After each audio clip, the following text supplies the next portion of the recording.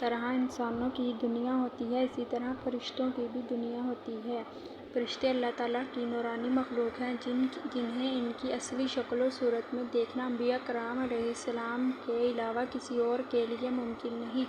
یہی وجہ ہے کہ ہمارے ارد گرد لاتعداد فرشتے اپنے کاموں میں مصروف ہیں، مگر ہمیں وہ دکھائی نہیں دیتے۔ اگر وہ انسانی شکل اختیار کر کے ہمارے سامنے آئیں تو پھر انہیں دیکھنا ممکن ہے۔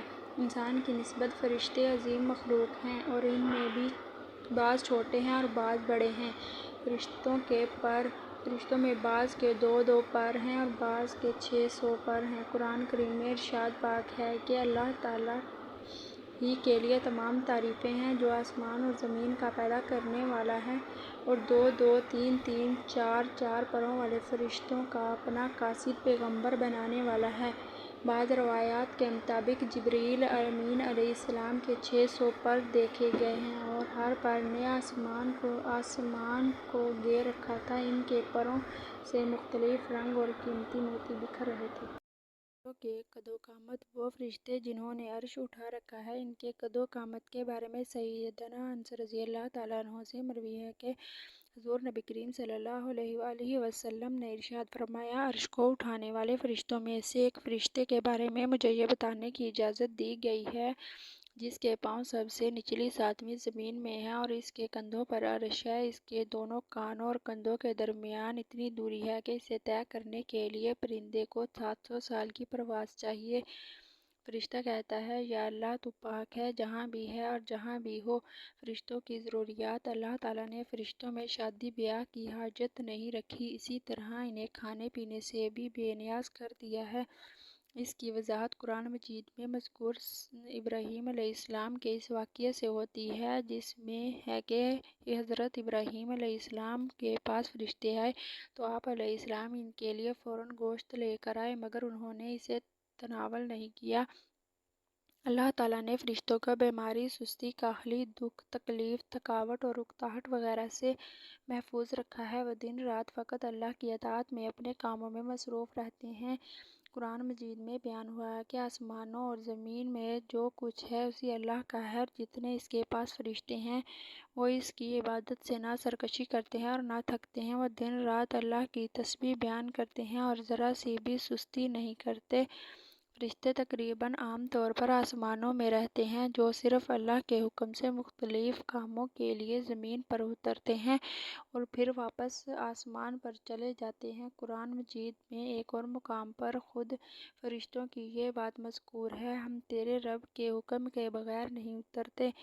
فرشتوں کی تعداد کتنی ہے اس کے بارے میں کوئی تفصیل نہیں ملتی کیونکہ اللہ تعالیٰ کا فرمان ہے، تیرے رب کے لشکروں کو اس کے سوا اور کوئی نہیں جانتا۔ بعض احادیث سے معلوم ہوتا ہے کہ فرشتوں کی تعداد بہت زیادہ ہے، بلکہ اندازہ ہوتا ہے کہ انسانوں اور جنوں سے بھی ان کی تعداد زیادہ ہے۔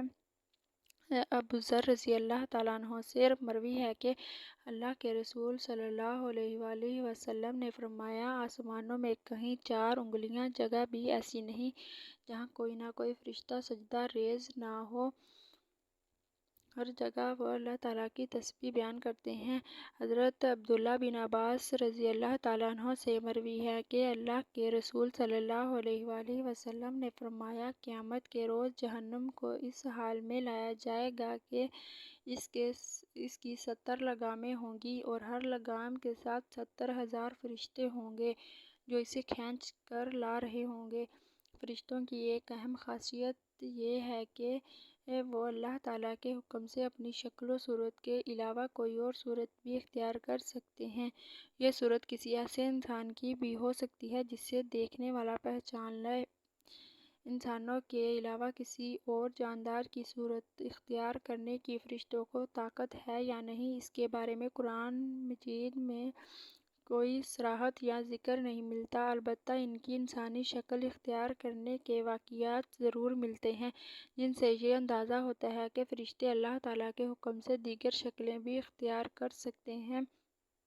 حضرت ابراہیم علیہ السلام کے پاس فرشتے انسانی شکل میں آئے اور حضرت ابراہیم علیہ السلام ان فرشتوں کو پہچان نہ پائے۔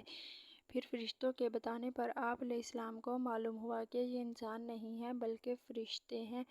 حضرت مریم علیہ السلام کے پاس جبریل امین علیہ السلام انسانی شکل میں تشریف لائے تھے۔ وہ جبریل امین علیہ السلام سوائے 2 مرتبہ کے ہر مرتبہ نبی کریم صلی اللہ علیہ وآلہ وسلم کے پاس انسانی شکل میں تشریف لائے۔ فرشتوں کی طاقت اللہ تعالیٰ نے فرشتوں کو انسانوں اور جنوں سے کئی گنا زیادہ قوت طاقت عطا کر رکھی ہے۔ حضور نبی کریم صلی اللہ علیہ وآلہ وسلم جب طائف کے مقام پر وہاں کے لوگوں کو اسلام کی دعوت پیش کی تو آپ صلی اللہ علیہ وآلہ وسلم پر وہاں کے لوگوں نے ظلم و جبر کی انتہا کر دی اور حضور نبی کریم صلی اللہ علیہ وآلہ وسلم کو لہولہان کر دیا۔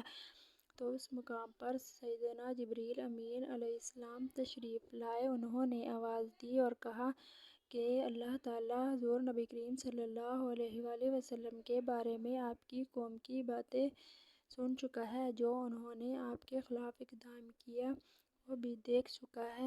آپ کے پاس اللہ تعالیٰ نے پہاڑوں کا فرشتہ بھیجا ہے۔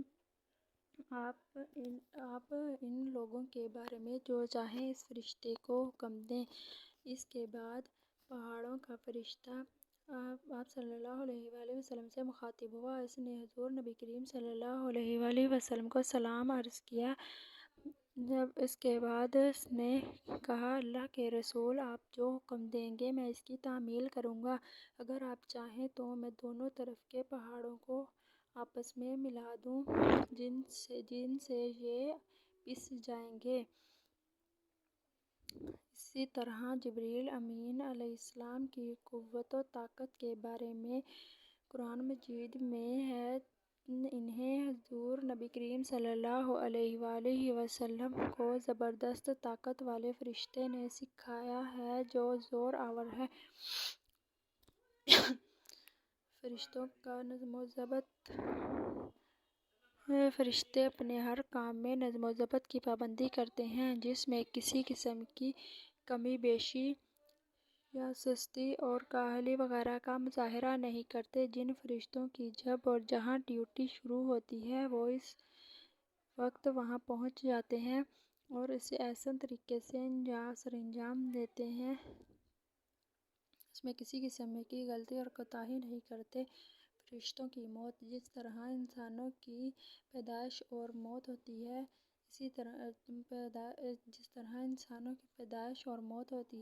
انسانوں کی پیدائش اور موت کے مختلف مراحل ہوتے ہیں، فرشتوں کے لیے یہ مراحل نہیں ہیں۔ یعنی دنیا میں نئے انسان پیدا ہوتے ہیں اور پہلے موجود انسان فوت ہوتے رہتے ہیں، لیکن اس کے برعکس جب اللہ تعالیٰ نے فرشتوں کو پیدا کیا ہے تب سے وہ زندہ ہیں اور قیامت قائم ہونے تک جب تک اللہ پاک چاہیں گے وہ زندہ رہیں گے۔ تب تک اللہ تعالیٰ کی طرف سے انہیں جو ذمہ داریاں جو بھی کام سونپے گئے ہیں وہ انہیں احسن طریقے سے پورا کرتے رہیں گے اور اللہ تعالیٰ کی عبادت کرتے رہیں گے۔ لیکن جب قیامت آئے گی تو یہ فرشتے بھی موت سے دوچار ہوں گے۔ پھر ایک ایسا وقت آئے گا جب کائنات میں اللہ تعالیٰ کے علاوہ کوئی چیز زندہ نہیں رہے گی، ہر طرف نفسا نفسی کا عالم ہوگا۔ اسی صورتحال کو قرآن مجید میں اس طرح بیان کیا گیا ہے، زمین پر جو ہیں سب فنا ہونے والے ہیں، صرف تیرے رب کی ذات جو عظمت اور عزت والی ہے وہی باقی رہ جائے گی۔ اسی طرح ایک اور مقام پر ارشاد ہوا کہ ہر نفس کو مرنا ہے۔